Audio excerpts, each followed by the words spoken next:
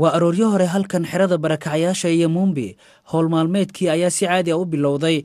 Dadkan waa barakacyaashii ugu dambeeyay ee magaalada Eldoret. Labadii sano ee la soo dhaafay in ka badan 3,000 oo qof ayaa halkan ku noolaa, laakiin hadda waxaa ku soo haray 30 qoys oo kaliya kadib markii ay waayeen guryahoodii iyo hantidoodii 5 sano ee la soo dhaafay.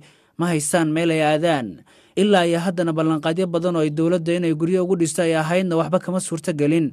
inta badan barakacyaasha gaar ahaan haweenka dhibaatooyin badan ayaa haysta, waxayna doonayaan inay dawladda xil iska saarto sida ay ballanta ay qaaday ku oofin lahayd. waxaan dawladda ka sugayaa in ay halkan iga saarto maxaa yeelay ma haysta meel aan aado. waxaan rabaa inay ii raadiso dawladda boos aan dhisto si aan ugu noolaado nolol wanaagsan sida dadkii kale ee guryahoodii ku laabtay. waxaa nagu dhacay dhibaatooyin badan. roobka wuu isaga keenda'ayaa, xitaa ma jirta meel aan fariisanno. roob hadduu da'ane joodarayaasha xitaa way naga qoyayaan. xitaa joodari maba jiro warkiisa oo waxaan ku seexannaa dufullo. tusaale ahaan gurigan waxa uu ka mid yahay boqolaal gurya oo halkan ku yaalay, inkastoo iminka ay 20 qoys oo kaliya ay degan yihiin.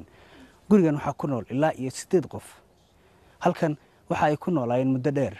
iminka waxay rajaynayaan in ay dib ugu laabtaan meelihii ay deganaayeen oo markii hore ay ka soo barakaceen.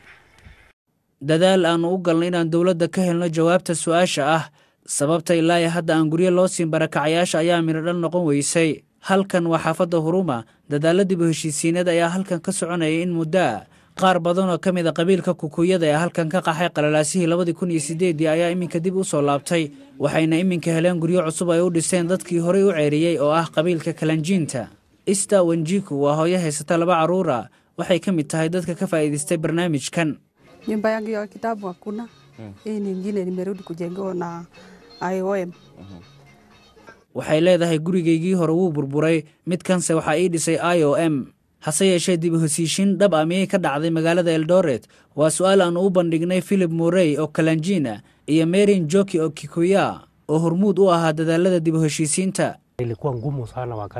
aad iyo aad ay inoogu adkeed markii aan la hadalnay bulshada Kikuyada iyo Kalenjinta in la isu keeno. arrin aad u adag ayay ahayd.